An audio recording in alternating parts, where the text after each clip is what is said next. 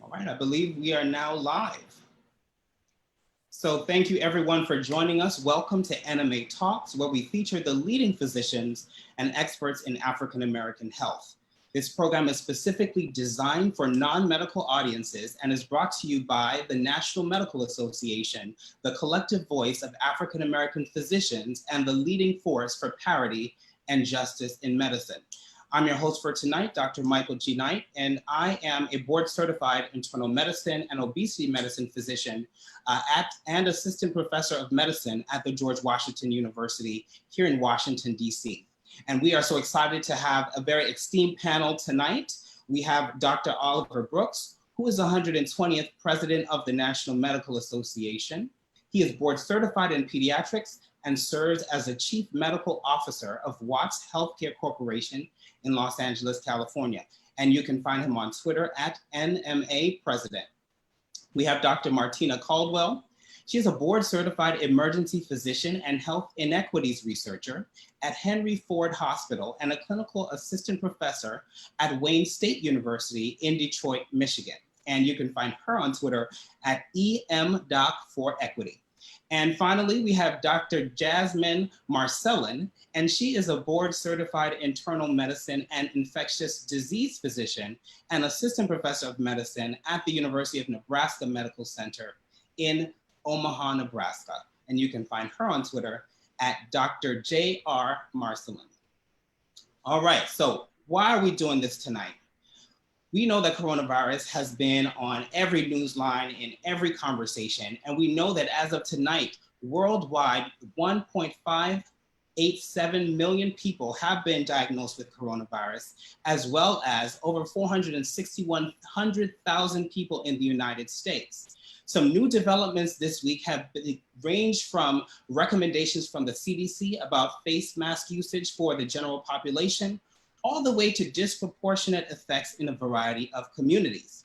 And so let's jump right into that, because we've all seen the headlines across the country sounding the alarm about the disproportionate rate of COVID-19 infections and deaths in the African American community. We saw data coming out of Chicago where 68% of the city's deaths were African Americans in a city that's only 30% African American. And also Milwaukee, we saw over 81% of deaths there in a city with only 26% African American population.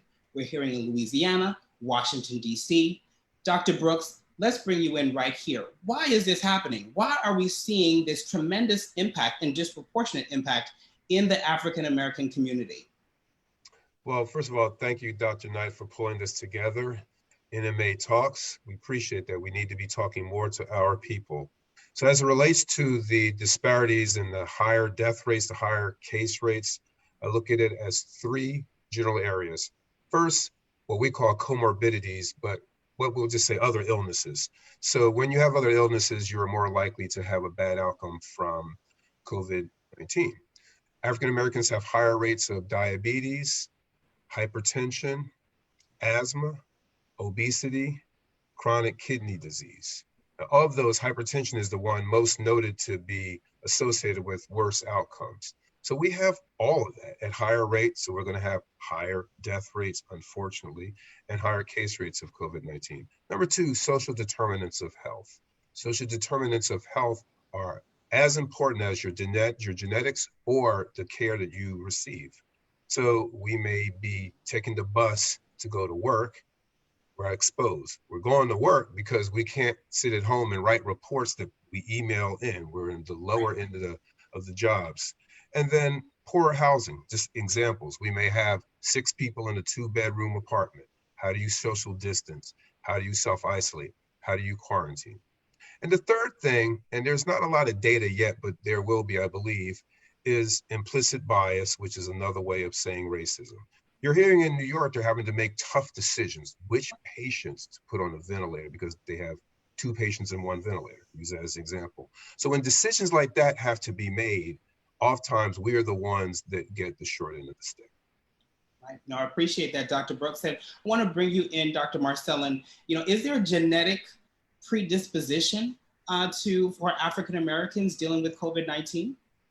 So at this point, we don't have any data that says that we have a predisposition that is genetic. There have been a lot of discussion about the other illnesses that people can have, like Dr. Brooks mentioned, and a lot of those things are related to different factors with social determinants of health, like high blood pressure, like diabetes, and may all come back to potential impacts of structural racism that prevents people in the Black community from getting access to certain sorts of care. And so while we don't have information at this point about some sort of genetic predisposition, I would caution on trying to pin that as the reason for more disproportionate disease and deaths in the Black community. Now, the reality is for most of us in this space, we're not surprised. It seems that every time some new infectious disease, some new disease comes, the African American community continues to get the brunt of the disease. So one of the things we want to do tonight is start addressing some of the facts versus the fiction, because there are a lot of things going around right now and we need to clear that up. So I'm going to take it to you, Dr. Caldwell. Early reports highlighted the risk of COVID-19 for individuals over the age of 60 and those with chronic diseases. However, we are now hearing of young people being seriously affected. What are you seeing in the emergency room as an emergency room physician in Detroit? Yeah, absolutely. We are certainly seeing individuals who are considered young. And when we say young, most of the people that I'm talking about are in their 30s and 40s, which are medically and physiologically young. And this may be for several reasons. One, in the African American community, even in our youth, we do have a higher concentration of some of those other illnesses, unfortunately. And what we are finding is that individuals, right, may not have ever sought healthcare before or had a primary care doctor before this crisis, right, because they were presumed to be healthy because of their youth. And then they're getting very sick, and we're finding that maybe they do have underlying diabetes, maybe they do have underlying high blood pressure. One of the illnesses or comorbidities that really sort of surprised us was how relevant obesity is, irrespective of diabetes and hypertension. So simply being in an obese BMI has been a major risk factor for having some of those more severe outcomes.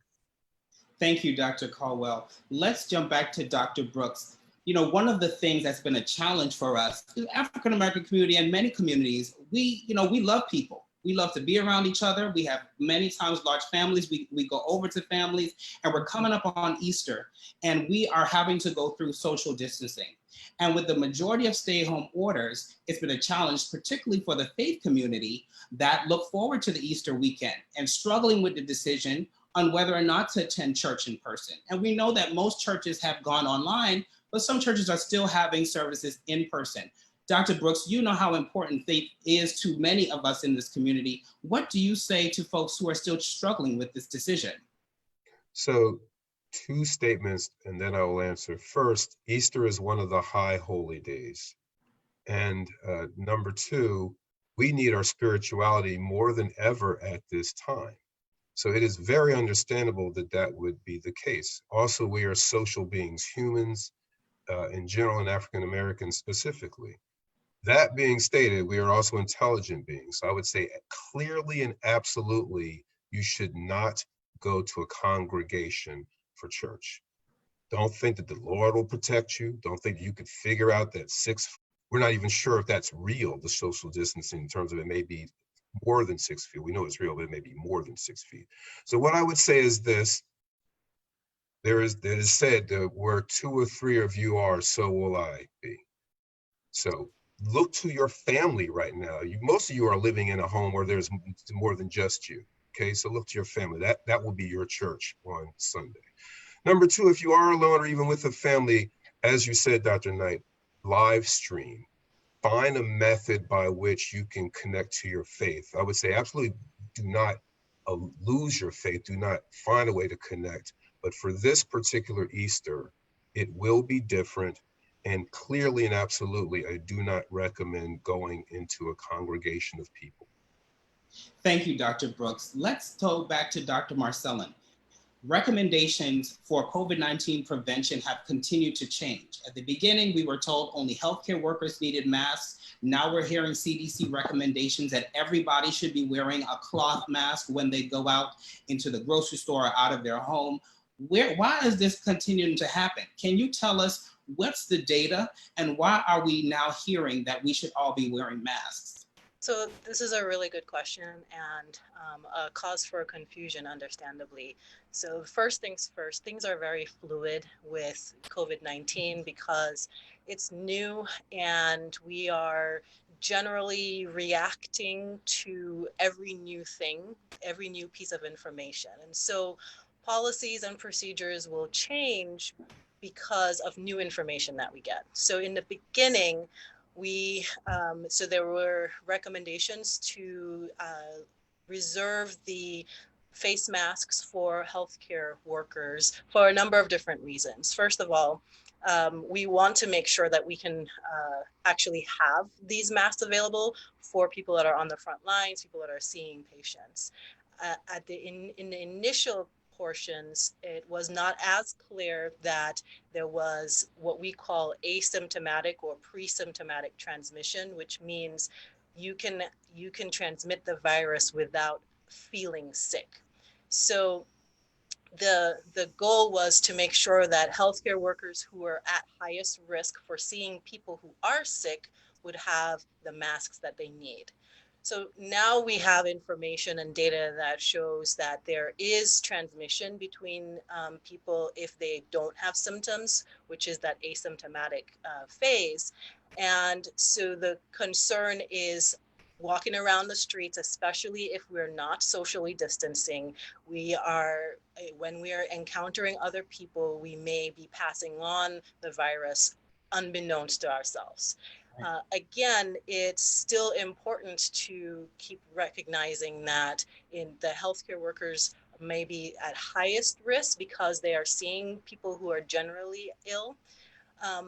But the reasoning behind the new recommendation for the cloth masks for everyone, it is based on what we know about asymptomatic transmission, but also more of a mechanism to catch your own secretions and prevent somebody who may have the virus but doesn't know it from passing it on to someone else, and less about you as an individual wearing the cloth mask protecting yourself from acquiring it, because we do have data that shows that the cloth masks are not the greatest at preventing a person from actually becoming exposed to the virus. Getting it. Exactly. That's perfect. So just so everyone remembers, so the cloth mask is actually to protect you from giving it to someone else. Yeah. And the data that Dr. Marcellin has just outlined, there are a number of people that are not going to develop any symptoms. So just the fact that you have not had a fever or not had a cough does not mean that you could not have been infected with the coronavirus. So when we talk about social distancing, it's not just if you feel sick, you stay home. We are asking everyone to stay home because we are seeing a large number of people either that are many days before they develop symptoms, or they may not develop symptoms at all. Let me quickly move to Dr. Caldwell. And for those of you in the chat, please put your questions up. We are gonna do panelist questions for about 2 more minutes, and we're gonna jump to the questions from the audience. Dr. Caldwell, people wanna do something. And there have been videos going around about ways to prevent the coronavirus, from drinking warm liquids to direct sunlight, inhaling the air from a blow dryer, for example. Where are these accurate, and how can people prevent the coronavirus? So I totally understand the need to really want to find a remedy and want to find a preventative measure.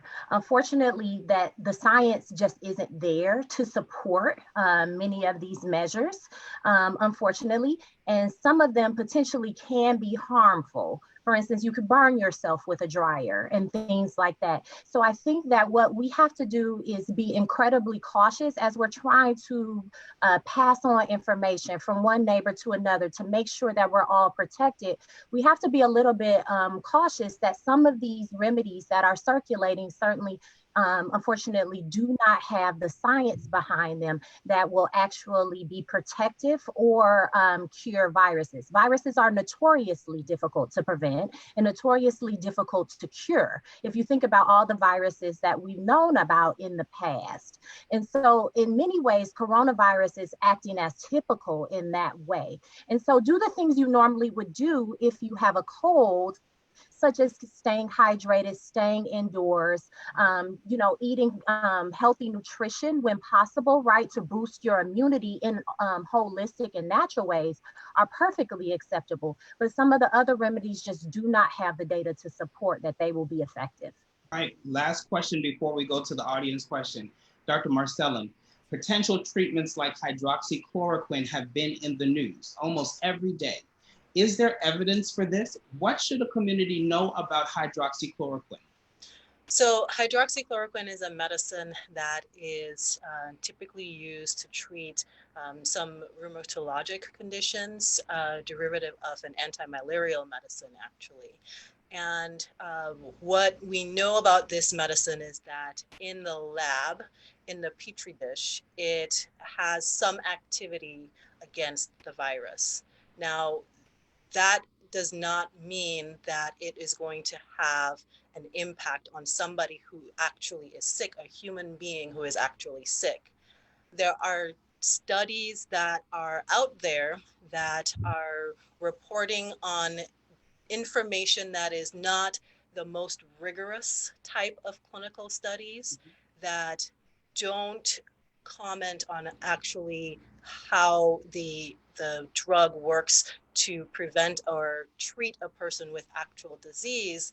They more talk about other types of factors. And so what I would say to people is, if you need to take hydroxychloroquine because you have a rheumatologic condition, then you keep taking it. If you have not got a rheumatologic condition, there is no data right now that is conclusive that says that you should be taking it.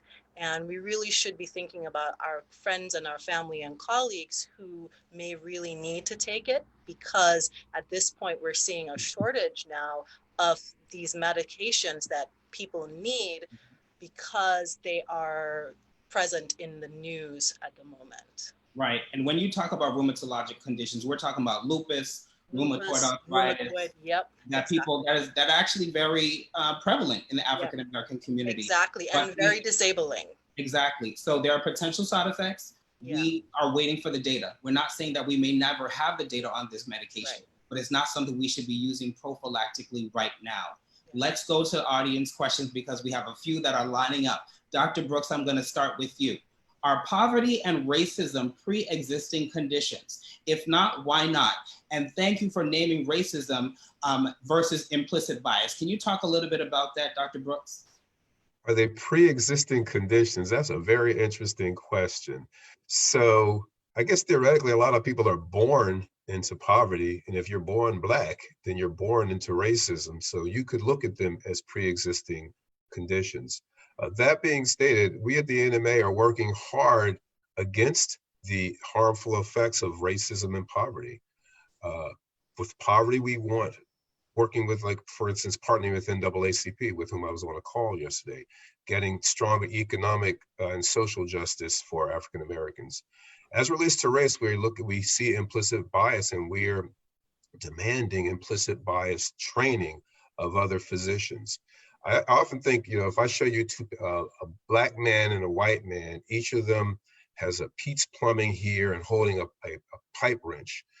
One person might say, "What do you see?" One says, "I see two plumbers." The other person might say, "I see a Black man that's a plumber and a white man that's a plumber."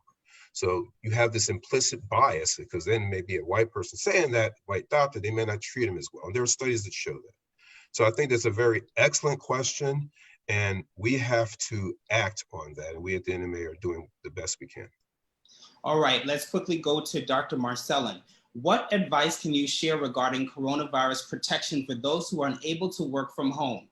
Grocery store employees, delivery drivers, we know that our community members are the ones that are essential workers.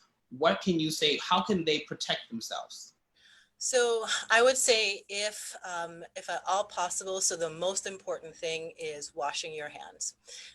The virus is spread by getting in contact with our face, with our mouth and our nose. And the most common place that it gets that contact from is our hands. So if you are touching surfaces, if there's opportunities to actually have breaks to wash hands, I would wash hands at every break. If there is not a break that's available for that, but there is hand sanitizer available, do hand sanitizer in between different activities, and wherever possible, try to avoid touching your face. Certainly once you get back home from your job, really thorough hand washing, and while out and about, if at all possible, to maintain a safe distance of at least 6 feet away from individuals. So one of the things that comes to my mind is what do you do for lunch in the break room or something like that? And really, if you can maintain a safe distance away from individuals, even while you're having lunch, that is something that you can do to help yourself. And if anybody looks or feels or acts like they may be unwell, then know that may be somebody that you want to also continue to maintain a safe distance from, to protect yourself if there's no other way to do that. Thank you. Dr. Caldwell, following diagnosis and treatment, how long before you are no longer infectious to other people? Yeah, that's a great question. I want to just piggyback on that last question and also say that gloves, right? The virus sticks to gloves too. We see a lot of people wearing gloves in lieu of hand washing, but be mindful that the virus is just on those gloves as well. So keep that in mind. But in terms of how long are you infectious after you contract the virus? So some people have been shown in studies across the world to be infectious up to 6 weeks. Then that may not mean that you have symptoms that long, right? But you may still have the virus as active in your body. And when the virus is active in your body, you have the potential to spread the virus. And so that's what a lot of us in healthcare, in public health, are trying to do, is to not only protect the individuals who get sick, but also slow down or prevent the spread of the virus. So up to 6 weeks potentially. So we know a lot of the data is very early on that. We know on average, it's about 7. So a lot of times we're saying at least 7 days after onset of symptoms, and then at least 3 days after all the symptoms have resolved completely. So most people is going to be within that window of 14 days. However, like you said, some people have extended symptoms that can go even longer. And so It's important to be in contact with your healthcare provider so you know for you, when is it going to be safe for you to get back out into the community. So thank you, Dr. Caldwell, for that. Let's jump to, there's so many questions. We're going to try to get through as many as we can. Dr. Brooks, once available, how should we convince our communities of the efficacy and safety of a COVID-19 vaccine? I have a feeling that this one will not be as difficult to convince people to use. It's a very valid question because as a practitioner, I find it up to a third of my patients, both adult and pediatric, decline influenza vaccine. There is great suspicion in our community regarding vaccines even now, somewhat understandable. As a healthcare provider and as past president of California Immunization Coalition, I will state clearly vaccines are safe and effective. And I think the way that we will convince people is by having us, the Black physician community, state unequivocally and categorically that after we do review the data, that we feel that it is recommended to be given. The other thing is the message needs to also come from other areas where our people get their health information, from the family members, from the clergy, the press. So we need to be unequivocal that once we review the data, and we will before we recommend it, that the vaccine should be received. And it's a very good question because ultimately this is not going to end until we get a vaccine. Right. Thank you, Dr. Marcellin. We have a question that's coming about masks. So are cloth masks in the same category as surgical masks? And how do you know if it's a good cloth mask? Should you look up to the light and look for holes? What are we doing when we're talking about cloth masks here? That's a really good question. And so I'll say that we don't have any data to compare different types of cloth masks or cloth apparatus. Even the CDC and the Surgeon General were demonstrating how to use bandanas as ways to keep your self safe, which I personally, I don't know how I feel about the bandana situation because of the likelihood that people in the Black community could be labeled as bad guys because they're wearing a bandana for protection. But with the cloth mask, what we know from information about the influenza virus, there was actually studies that looked at the cloth mask versus a surgical mask. And what they found was that the cloth mask was not as good as the surgical mask at protecting the wearer from getting whatever the virus was, in that case, influenza, and getting exposed to it. So then that's why I stated earlier that the goal and the purpose is less for your protection, which is why we still need to do social distancing and stay home, and more to safeguard your own secretions. How do you know a cloth mask is good? We don't know that one is better than the other. There are some people, one other question that I have gotten is, should I make a mask that has an insert for a filter? And certainly if you have that capability, I don't see why we don't have any data to know that it's good or bad to do that. But at this point, it's really hard to make a recommendation on the different qualities of cloth masks at this point. Thank you. And I've heard some recommendations from certain universities around 100% woven cotton versus a polyester, for example. So it seems like the woven cotton may be a little bit more effective. Again, the data is just not there. So we are going off of theoretical knowledge of what may be most helpful. We only have a few more minutes because we want to end this at 8:30, but we're going to get to one or two more questions, and we're going to be back with future programs. So let's do what we can. Dr. Brooks, you know, thinking about the need to congregate for the African American community, what are the mental, emotional, and physiological implications for our community in this setup of social distancing that can turn into social isolation? So it's not easy. Again, as people, we tend to want to be together. We go to church not just to worship, but it is a social gathering. It is like this. It is our family, our church family, as you often heard the term. So, but psychologically, I believe there will be some feelings of lack, some feelings of not connecting. As it relates to how that affects you, what does that do for you? I think it could lead, there's the degree of depression that may come out of this. There may be a degree of anxiety that comes out of this.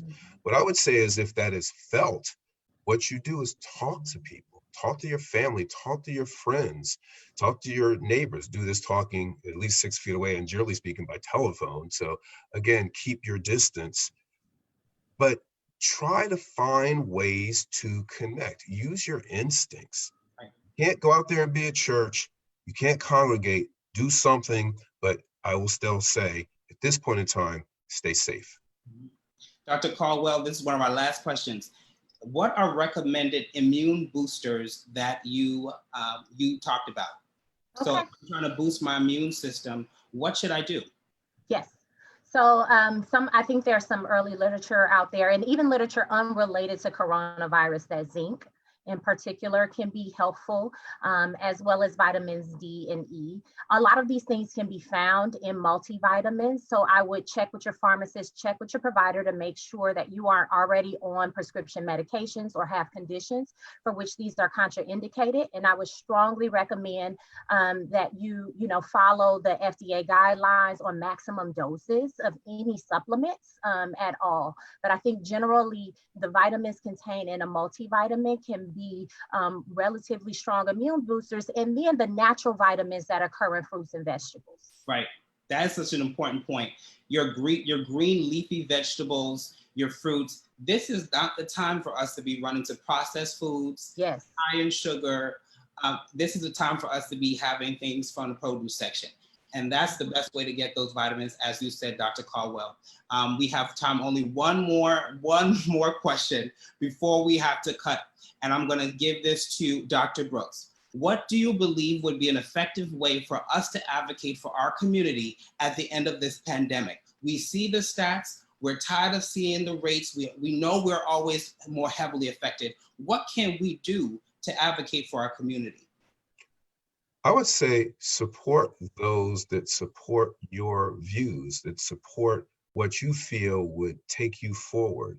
So interestingly enough, November will be here.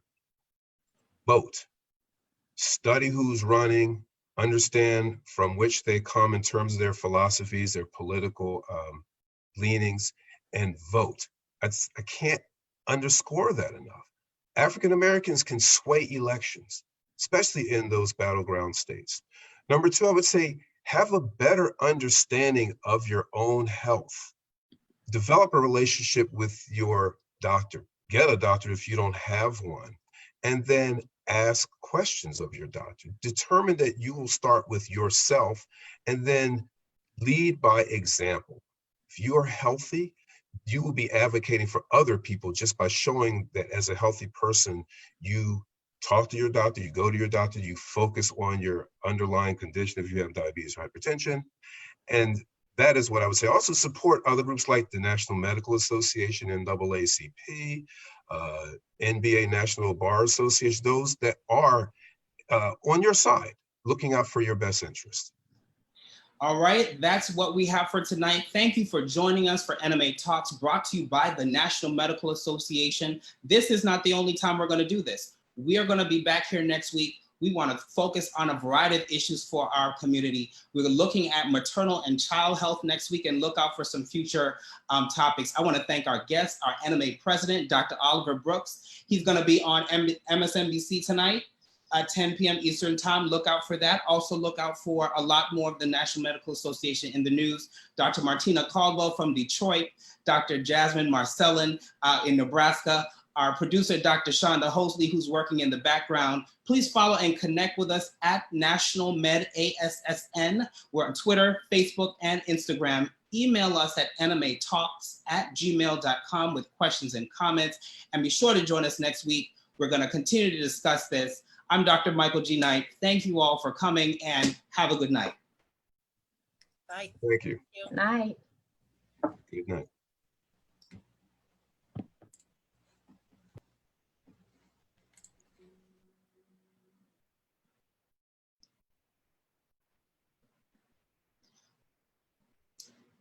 Good job. Thank you.